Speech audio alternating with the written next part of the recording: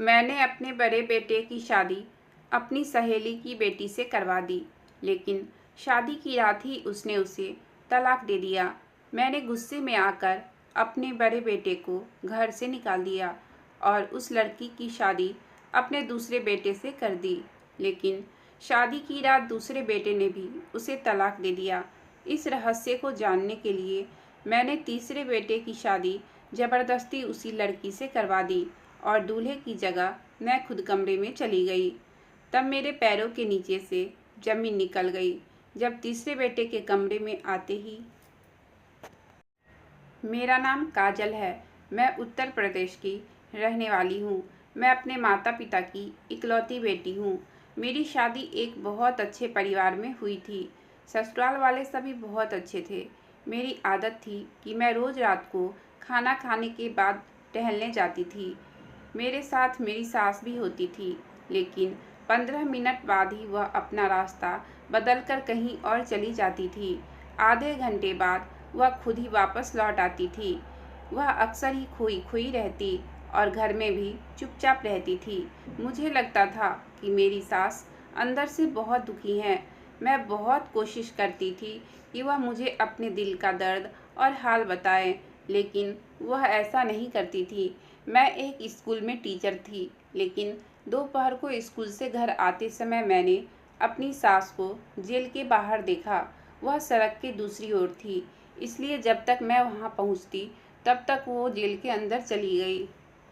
मैंने गेट पर खड़े आदमी से पूछा तो वह कहने लगा कि यह माँ जी अक्सर यहाँ आती रहती हैं। मैं वहीं रुक गई, क्योंकि आज मैं अपनी सास से बात करना और जानना चाहती थी कि आखिर इन सब के पीछे क्या कारण है। 2 घंटे बाद जब मेरी सास जेल के बाहर आई तो मुझे सामने देखकर चौंक गई। मैंने प्यार से कहा, माँ जी आप यहाँ क्यों आती हो? किससे मिलने आती हो? आज मुझे सब कुछ जानना है। मेरी सास कहने लगी, तुम घर चलो, मैं तुम्हें सब कुछ बताती हूँ। हम घर आए और लिविंग रूम में बैठ गए और मेरी सास अपनी कहानी सुनाने लगी। वह कहने लगी, मेरी शादी एक बेहद अमीर परिवार में हुई। मेरे पति मुझसे बहुत प्यार करते थे।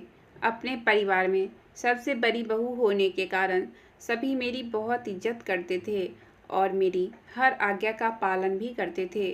दूसरा कारण यह भी था कि पूरे परिवार में मैं ही अकेली थी जिसके केवल बेटे ही थे। मेरे 5 बेटे थे और कोई बेटी नहीं थी। मुझे बेटी की बहुत ख्वाहिश थी, लेकिन शायद भगवान ने मेरी किस्मत में बेटी नहीं लिखी थी। मैं तो यही चाहती थी कि मेरी पहली औलाद बेटी ही हो, लेकिन यह मनोकामना पूरी नहीं हुई। 5वां बेटा अभी 6 महीने का ही हुआ था कि मेरे पति की मौत सड़क दुर्घटना में हो गई। मेरे बेटे में 3 साल का ही फर्क था और वह सभी एक साथ जवान हो रहे थे। पूरे परिवार की निगाहें मेरे बेटे पर टिकी थी। मुझे अपने परवरिश पर गर्व था। जब मेरा बेटा 17 साल का था तब मेरी सहेली अपनी बेटी को लेकर हमारे घर आई थी। वह 15 साल की थी और बहुत प्यारी बच्ची थी।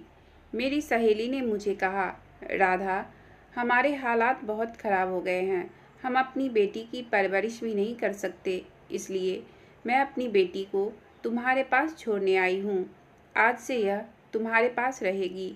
मेरी सहेली की बेटी पलक मुझे शुरू से ही बहुत प्यारी लगती थी और मेरी कोई बेटी नहीं थी, इसलिए मैं अपनी कामना को उसको प्यार करके पूरी कर लेती थी। वह मुझे आंटी कहती और मेरे आगे पीछे घूमा करती।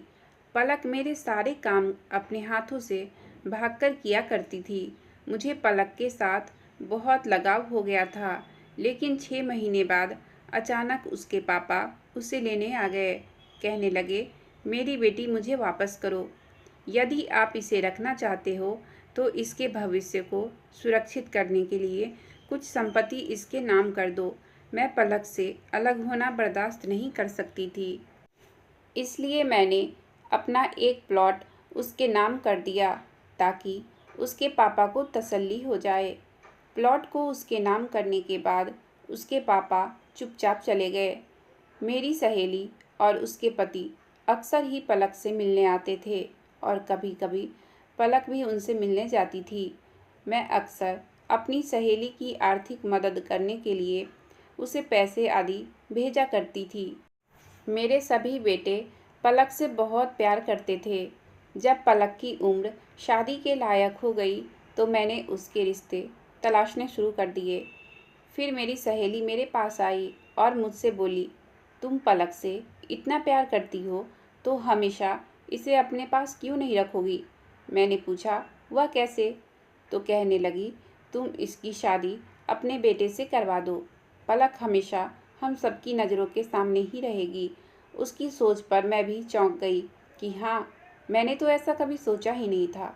असल में मैंने पलक को अपने बेटों की बहन ही समझा था, लेकिन फिर मेरी सहेली ने मुझे समझाया कि भाई बहन तो सगे होते हैं, बाकी तो मुँह बोले होते हैं और मुँह बोले भाई बहन में। इसलिए पलक और मेरे बड़े बेटे समर की शादी कराने में कोई हर्ज नहीं था। इसलिए मैंने अपने बेटे से बात की तो वह दंग रह गया। कहने लगा, माँ, मैंने पलक को हमेशा अपनी छोटी बहन समझा है। मैं उससे शादी नहीं कर सकता हूँ। वह शादी के लिए राजी नहीं हो रहा था, लेकिन मैंने उसे मना लिया। मैं अपने बेटे की शादी मेरी सहेली की बेटी से तय करके बहुत खुश थी। मेरा यह भी था कि अगर मैं बाहर से दूसरी बहू बनाकर लाऊंगी तो पता नहीं वह कैसी निकलेगी। अच्छा है कि घर की बात घर में ही रहेगी। कुछ दिनों के बाद मैंने उन दोनों की शादी करवा दी। शादी की रात उन दोनों को कमरे में छोड़कर मैं अपने कमरे में आ गई थी। तभी मुझे ज़्यादा देर नहीं हुई थी कि बेटे के कमरे से चीखने की आवाज़ें आने लगी। मैं घबराकर भागी। हे भगवान, ये क्या हुआ? घर में जितने भी मेहमान थे वह भी आ गए थे। बेटे के कमरे का दरवाज़ा खुला हुआ था और वह सोफे पर बैठा हुआ था, जबकि मेरी सहेली की बेटी पलक, जो अब मेरी बहू बन चुकी थी, कमरे के बीचों बीच खड़ी रो रही थी। मैंने आगे बढ़कर उसे गले से लगा लिया और पूछा, क्या हुआ बेटी? उसने कोई जवाब नहीं दिया।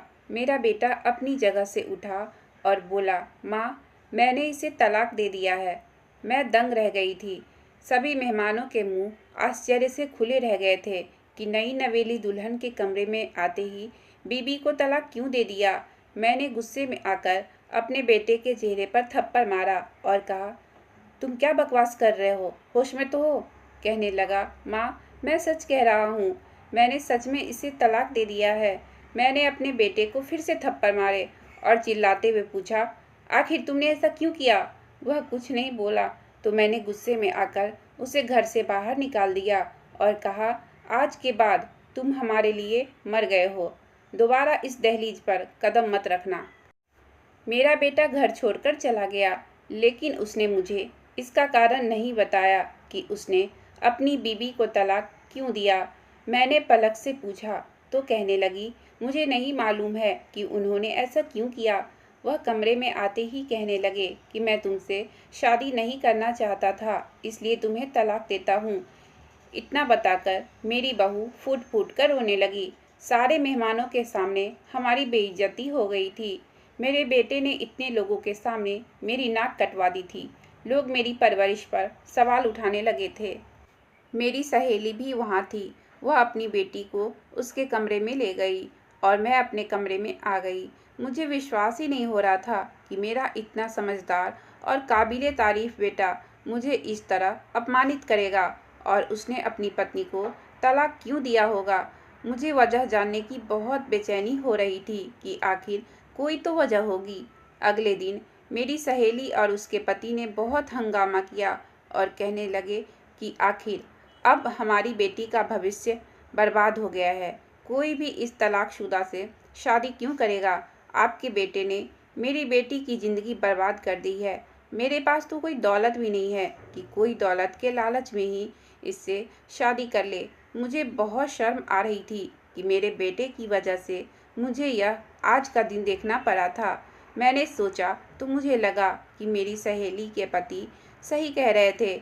मैंने अपने बेटे को घर और ज़िंदगी दोनों से निकाल दिया था, इसलिए उसके हिस्से की सारी संपत्ति मैं पलक के नाम कर दी थी। पलक मुझसे बहुत प्यार करती थी, इसलिए उसने अपने माता पिता के कहने के बावजूद भी वह वापस उनके साथ नहीं गई। कहने लगी, आंटी ही अब मेरी माँ है, मैं इधर ही रहूँगी। तलाक के बाद पलक अक्सर पार्क में टहलने जाती थी। मैं जाने देती थी कि बेचारी लड़की का दिल लगा रहेगा। पलक मुझे दिखाने के लिए खुश रहना चाहती थी, लेकिन मुझे पता था कि वह खुश नहीं थी। कभी कभी मुझे उसकी हरकतें भी अजीब लगती थी, लेकिन मैं यह सोचकर उसे नज़रअंदाज कर देती थी कि वह सदमे की वजह से ऐसी हो गई है। वह सारा सारा दिन फ़ोन पर बातें करती रहती थी। वह कहती थी कि मैं अपनी माँ से बात कर रही हूँ। कभी कभी वह बहुत परेशान हो जाती थी। उन्हीं दिनों में मेरे दो सबसे छोटे बेटे का एक्सीडेंट हो गया और दोनों बेटा मर गया। मेरी तो कमर टूट गई थी। एक बेटा न जाने कहाँ दर दर भटक रहा था और दो बेटे भी मुझे छोड़कर चले गए। पलक ने मेरा बहुत साथ दिया और मुझे सांत्वना दी। कुछ दिनों बाद मेरी सहेली आई और कहने लगी कि पलक की अपने दूसरे बेटे के साथ शादी करा दो, क्योंकि तुम्हें पलक की ज़रूरत है। उसकी बात सुनकर मैं मान गई और दूसरे बेटे को बुलाकर कहा कि तुम पलक से शादी कर लो। उसकी उम्र भी लगभग पलक की उम्र ही जितनी थी, लेकिन वह डर रहा था। कहने लगा कि पता नहीं भैया ने उन्हें क्यों तलाक दिया है, मैं उससे शादी कैसे कर लूं। मैंने अपने बेटे को कसम देकर मना लिया कि अगर तुमने पलक से शादी नहीं की तो तुम मेरा मरा हुआ मुंह देखोगे। तो यह बात सुनकर वह मान गया और पलक से शादी कर ली। पलक बेचारी ने मुझसे साफ कह दिया था कि आंटी, आप मेरी माँ जैसी हैं। अगर आप किसी गरीब से भी मेरी शादी करवाएंगी तो भी मैं कर लूँगी। उन दोनों की शादी करवाने के बाद मुझे पूरा यकीन था कि अब सब ठीक हो जाएगा, लेकिन दिल के कोने में थोड़ा सा डर भी था। मैं भगवान से यह प्रार्थना करते हुए अपने कमरे में आ गई थी कि सब कुछ ठीक हो जाए। लेकिन कुछ ही समय बीता था कि फिर से वही हुआ जिस बात का मुझे डर था। बेटे के कमरे से चीखने की आवाज़ें आ रही थी। मैं अपने आप को संभालते हुए भागकर गई तो वही दृश्य था जो मैं इनसे पहले भी एक बार देख चुकी थी। मेरे इस बेटे ने भी पलक को उसकी शादी की पहली रात को ही तलाक दे दिया था। जब मैंने कारण पूछा तो उसने कहा कि कोई कारण नहीं है और खुद ही घर छोड़कर निकल गया। यह बात मेरी समझ से परे थी। आखिर ऐसा क्या कारण था कि पलक का एक बार फिर से तलाक हो गया था। उस बेचारी का तो घूंघट भी नहीं उठाया गया था। एक बार फिर से हमारी बहुत बेइज्जती हो गई थी। लोग कहने लगे कि इनके घर को किसी की नज़र लग गई है। एक अच्छी माँ के आज्ञाकारी लड़के इस प्रकार बगावत करके घर छोड़कर चले गए। इस बार मामला मुझे संदेहजनक लग रहा था कि कोई तो ऐसी वजह होगी जिसकी वजह से मेरे दूसरे बेटे ने भी तलाक दे दिया। आखिर वजह क्या थी? गलती किसकी थी, मेरे बेटों की या फिर पलक की? यह सीधी बात बिल्कुल नहीं थी जितनी नज़र आ रही थी। मैं पागल होने वाली हो गई थी। मेरे दोनों बेटे घर छोड़कर चले गए। अब सिर्फ मेरा तीसरे नंबर वाला बेटा ही रह गया था। अच्छी बात यह थी कि पलक ने इस बार भी अपने माता पिता के साथ जाने से इनकार कर दिया था, लेकिन मेरे साथ रहते हुए भी वह मेरे पास नहीं हुआ करती थी। वह हर वक्त अपने कमरे में बंद रहती थी। एक दिन मैं बीमार हो गई थी। अपने बेटे के साथ डॉक्टर के पास चली गई। वापस लौटते समय मैंने अपने बेटे से कहा कि मुझे भूख लगी है, कुछ खा लेते हैं। हम दोनों एक रेस्टोरेंट में आ गए। अभी हम दरवाजे पर ही थे जब मैंने अपने बड़े बेटे को देखा। वह किसी लड़की के साथ बैठा हुआ था। उस लड़की की पीठ हमारी तरफ थी, इसलिए मैं उसे नहीं देख पाई थी। मैं चुपचाप अपने बेटे को लेकर एक कोने में बैठ गई। दूरी से उन दोनों की बातों की आवाज़ मुझे सुनाई नहीं दे रही थी, लेकिन ऐसा लग रहा था कि कोई परेशानी वाली बात है। तभी तो वह दोनों बहस कर रहे थे। थोड़ी देर बाद मेरा बेटा जिस लड़की के साथ बाहर निकला, उसे देखते ही मुझे कुछ शक हुआ था, क्योंकि वह तो पलक जैसी ही लग रही थी, लेकिन उस लड़की ने दुपट्टे से अपना चेहरा ढक लिया था, इसलिए मैं उसे पहचान ना सकी थी। मैंने सोचा कि पलक यहाँ कैसे आ सकती है भला? उसका तो तलाक हुआ है, तो यहाँ क्यों आएगी? मैंने उसी वक्त नौकरानी को कॉल किया और कहा कि ज़रा देखो तो पलक भाभी घर पर है क्या? नौकरानी ने कुछ देर बाद बताया कि नहीं जी, वह तो घर पर नहीं है। मेरा शक फिर से जाग उठा। घर आने के बाद मैं पलक पर नज़र रखने लगी थी। एक तरह से मैं उसकी जासूसी करने वाली थी। मुझे ऐसा नहीं लगता था कि वह कुछ भी संदेहजनक कर रही थी, सिवाय इसके कि वह कभी कभी अकेले बाहर चली जाया करती थी। एक दिन मैं भी उसके पीछे पीछे चल दी। मुझे उस वक्त झटका लगा जब वह पार्क में दूसरे नंबर वाले बेटे से मिली। वह काफ़ी देर तक उससे बातें करती रही। वह वाकई में मेरे बेटे से मिल रही थी, लेकिन किस लिए और क्यों? उन्होंने तो उसे तलाक दे दिया था ना। मैंने पलक से कई बार पूछने की कोशिश की थी कि मेरे बेटे ने तुम्हें तलाक क्यों दिया था, लेकिन वह कुछ नहीं बताती थी। मैंने यह राज जानने का निश्चय कर लिया और पलक से कहा कि मैं तुम्हारी शादी अपने तीसरे नंबर वाले बेटे से करवाना चाहती हूँ। क्या तुम राजी हो? मेरे इस बात पर पलक कहने लगी कि आप मेरी माँ जैसी हो। आप जो चाहे वह मेरी और मेरी ज़िंदगी के साथ कर सकती हो। वह आपका हक है।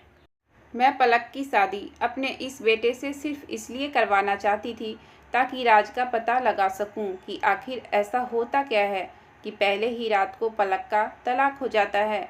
मैंने यह शादी तय कर दी, जिसकी वजह से पलक बहुत खुश लग रही थी। मेरा बेटा उससे 1 साल छोटा था, लेकिन फिर भी उसने मेरे फैसले के आगे सिर झुका लिया था। शादी वाले रात को मैंने अपने बेटे से कहा कि मेरी तबीयत ठीक नहीं है, मेडिकल जाओ और मेरी दवा लेकर आओ। वह कपड़े बदल कर चला गया। उसके जाने के बाद मैंने उसकी शेरवानी पहनी और चेहरे पर सेहरा डाल दिया और उसकी जगह मैं खुद पलक के कमरे में चली गई।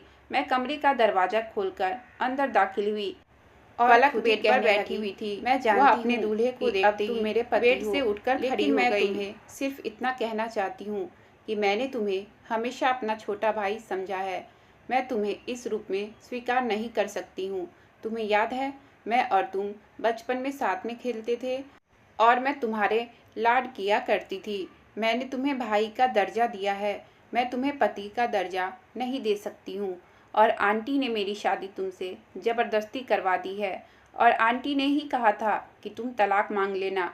वह सिर्फ दुनिया के सामने दिखावा करना चाहती है कि मुझे मेरी सहेली की बेटी से कितना लगाव है। मेरी पहली शादी में भी उन्होंने ऐसा ही कहा था और तुम्हारे भाइयों ने उनके कहने पर ही मुझे तलाक दे दिया था। आज भी आंटी ने मुझे कमरे में भेजने से पहले यही कहा था कि पलक, तुम मेरे बेटे को मेरा संदेश दे देना कि वह तुम्हें तलाक दे दे। इसलिए तुम अपनी माँ के फैसलों का सम्मान करो और मुझे तलाक दे दो। मैं चुपचाप उसकी बातें सुन रही थी। उसने कहा, अगर तुम्हें मेरी बात पर यकीन नहीं आता है तो मेरी माँ से पूछ लो। उसने अपनी माँ को फ़ोन किया और थोड़ी देर बाद मेरी सहेली भी कमरे में आ गई और कहने लगी, बेटा, पलक सही कह रही है। इसने तो हमेशा तुम्हें अपना सगा भाई समझा है। इसने तो तुम्हारी माँ को बहुत मना किया था कि शादी ना करे, लेकिन वह नहीं मानी। मेरी बेटी तुम्हें पति के रूप में स्वीकार नहीं कर सकती है, यह किसी और को पसंद करती है। तुम इसे तलाक दे दो ताकि मैं उसी लड़के से इसकी शादी करवा सकूं। मेरी सहेली और पलक को नहीं पता था कि सेहरे के पीछे मैं हूँ। पलक को तो यही लग रहा था जैसे मेरा बेटा और उसका पति है। मेरी सांसें रुक गई थी। वह कैसे झूठ बोल रही थी? वह और मेरी सहेली मिली हुई थी और वह झूठ बोलकर मेरे बेटों से तलाक लेती रही। मेरी सहेली की बेटी, जिसको मैंने अपनी बेटी से भी ज़्यादा प्यार किया था, लेकिन मैंने कभी नहीं सोचा था कि वह और मेरी सहेली मिलकर मेरे साथ यह सब करेगी। मैं इस पर विश्वास नहीं कर सकती थी। यह खुलासा इतना घातक था कि मेरी जान निकल गई। मैंने अपने चेहरे से सेहरा हटाकर दूर फेंक दिया। तब वह दोनों मुझे देखकर डर गई। पलक ने कहा, आंटी, आप यहाँ? मेरी सहेली भी मुझे देखकर दंग रह गई थी। उन्हें उम्मीद नहीं थी कि दूल्हे के रूप में मैं उनके सामने खड़ी हूँ। मैंने आगे बढ़कर उसके चेहरे पर एक जोरदार तमाचा मारा और चिल्लाकर कहा, खबरदार, मुझे आंटी मत कहना। तुम इतनी घटिया निकलोगी, मुझे यकीन नहीं हो रहा है। मेरे बेटे के खिलाफ मुझे भड़काती रही हो।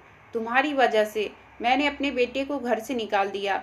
मेरी सहेली आगे बढ़ी और बोली, राधा, तुम मेरी बात सुनो। लेकिन मैंने उसे धक्के देकर पीछे कर दिया। पलक चिंतित हो गई थी कि मुझे सब कुछ पता चल गया है। उसने झट से अपना हाथ मेरे मुंह पर रख दिया और मुझे कुर्सी पर बिठाकर आंखों ही आंखों में अपनी माँ से कोई इशारों में बातें की और उन्होंने तुरंत मेरे हाथ पैर दुपट्टे से बांध दिए और मेरे मुंह में भी कपड़ा ठूस दिया। वह कहने लगी, सॉरी आंटी, अगर आपको यह सब नहीं पता चलता तो मुझे आपके साथ यह सब नहीं करना पड़ता। अब आप यहीं पर कैद रहेंगी। मैं चिल्लाना चाहती थी लेकिन मेरी आवाज़ मेरे मुंह में ही दबकर रह गई थी। वह ऐसा क्यों कर रही थी? तभी अचानक दरवाजे पर दस्तक हुई और मेरी एक ननद की आवाज़ सुनाई दी, पलक सब ठीक है ना? कमरे से आवाज़ें आ रही थी। पलक ने दरवाज़ा खोलने की बजाय वहीं से कह दिया, हाँ जी सब ठीक है, आप जाकर अपना काम करो। उसने कुर्सी के साथ मुझे वॉशरूम में बंद कर दिया। थोड़ी देर बाद मुझे अपने बेटे की आवाज़ सुनाई दी। वह मेरे बारे में ही पूछ रहा था कि माँ कहाँ है, और पलक उससे कह रही थी कि वह अपने कमरे में ही होगी। मेरा बेटा यकीनन मुझे ढूंढ रहा था। मैं अंदर तड़प रही थी। मैंने कभी सपने में भी नहीं सोचा था कि मेरे साथ भी ऐसा होगा। कुछ देर बाद मुझे फिर से बाहर से आवाज़ सुनाई देने लगी। मेरा बेटा मुझे ढूंढते हुए बाहर चला गया। मैंने खुद को छुड़ाने की बहुत कोशिश की, मगर मेरी कोशिश नाकामयाब हो रही थी क्योंकि उसने मुझे बहुत मजबूती से बांध कर रखा था। थोड़ी देर बाद मेरी सहेली ने आकर मुझे वहाँ से निकाला और खींचते हुए स्टोर रूम में ले जाकर मुझे बंद कर दिया। मैं अभी भी अपने बेटे की शेरवानी में ही थी। स्टोर रूम में बहुत गर्मी थी, जिसके कारण मेरी हालत बहुत ख़राब होने लगी थी। मुझे उम्मीद थी कि मेरा बेटा मुझे ढूंढ लेगा, लेकिन पूरा दिन गुजर गया और वह नहीं आया। मुझे वहाँ कैद करके 4 दिन हो गए थे और पलक ने आकर मुझे दिन में सिर्फ एक बार ही खाना दिया था और अब भूख से मेरी जान निकल रही थी। मैं खुद को आज़ाद करने की कोशिश करने लगी, जो पिछले 4 दिनों से कर रही थी। शाम तक मैंने जोर लगा लगा कर रस्सी को काफ़ी ढीला कर दिया था और रात तक मैंने कोशिश करके खुद को छुड़वा ही लिया। रात को जैसे ही दरवाज़ा खोलकर पलक अंदर दाखिल हुई तो मैंने स्टोर रूम में रखा डंडा उठाया, उसके सिर पर मारकर उसे बेहोश कर दिया और खुद भागते हुए स्टोर रूम के बाहर आ गई। मेरा बेटा बेचारा मुझे ढूंढते ढूंढते थक गया था। मैं बेटे को आवाज़ देने लगी। मेरी आवाज़ सुनते ही वह भागकर आया। मेरी हालत बहुत ख़राब होती जा रही थी। मैंने उसे बताया कि तुम्हारी बीवी पलक ने मुझे स्टोर रूम में बंद करके रखा था। बस इतना कहकर मैं बेहोश हो गई। जब होश आया तब हॉस्पिटल के बेड पर थी। मेरे दोनों बड़े बेटे भी मेरे सामने खड़े थे। मैं उन दोनों को देखकर बहुत खुश हो गई। मुझे लगा कि मैं एकदम ठीक हो गई हूँ। मैंने पलक के बारे में पूछा तो छोटा बेटा कहने लगा कि वह धोखेबाज लड़की इस समय अपने माता पिता के साथ जेल में है। मेरे बेटे ने मुझे पूरी कहानी बताई। वह यह थी कि मेरी सहेली और उसके पति की नज़र शुरू से ही हमारी दौलत पर थी। जब मेरे पति की मृत्यु हो गई थी तो उन्होंने एक प्लान बनाया और अपनी बेटी मुझे दे दी ताकि पलक के जरिए मेरी दौलत पर कब्जा कर सके। जब पलक ने मेरे बड़े बेटे से शादी की तो शादी की रात ही उससे यही कहती रही कि मैं तुम्हें हमेशा अपना बड़ा भाई समझती हूँ। मैं तुम्हारे साथ ये रिश्ता नहीं निभा सकती हूँ और मैं किसी और को पसंद करती हूँ। मुझे तलाक दे दो। उसका मकसद था कि मेरे बेटे को एक एक करके घर से निकालकर हमारी सारी संपत्ति की एकमात्र वारिस वह बन जाए। उसका प्लान कामयाब हुआ और मैंने अपने बेटे को घर से निकाल दिया। उसने मेरे दूसरे बेटे से भी इसी तरह कहकर तलाक ले लिया और फिर से निकलवा दिया। बाद में यह सच्ची होने का नाटक करके उनसे मिलती रही और उनको कहती थी कि तुम्हारी माँ ने तुम्हें घर जिंदगी दोनों से निकाल दिया है। तुम लोग भी उनसे सब रिश्ते नाते तोड़ दो और कभी घर वापस मत जाना। यहाँ तक तो फिर भी बर्दाश्त था, लेकिन उन लालची लोगों ने जानबूझकर मेरे दोनों छोटे बेटों का एक्सीडेंट कराकर मरवा दिया। इन तीनों ने मिलकर मेरा हंसता खेलता घर उजाड़ दिया था। मेरी बेटी बेटी कहते जुआ नहीं थकती थी और वह ऐसी निकली कि मेरा घर ही खा गई। और यह सब उसे उसके माँ बाप ने सिखाया था। आज वह तीनों जेल में हैं। मैं कभी कभी जेल में पलक से मिलने जाती हूँ। आखिर में मैंने उसे अपनी बेटी की तरह पाला था। उसे देखने का दिल करता है तो चली जाती हूँ। वह मुझसे बहुत माफ़ी मांगती है, लेकिन मैं उसे माफ़ नहीं कर सकती हूँ। उसने मुझसे मेरे बेटे को छीन लिया। जो किसी भी हालत में वापस नहीं आ सकता है। इतना सब बताने के बाद मेरी सास कहने लगी, मैंने अपने तीनों बेटों की दोबारा शादी कर दी। मेरे बड़े बेटे समर की शादी मैंने तुमसे करवा दी। आज मेरे तीनों बेटे अपने घर में बहुत खुश है। मैं रात को तुम्हारे साथ टहलने जाती हूँ तो बीच में ही अपने बेटे की समाधि पर जाती हूँ और उससे बहुत सारी बातें करती हूँ।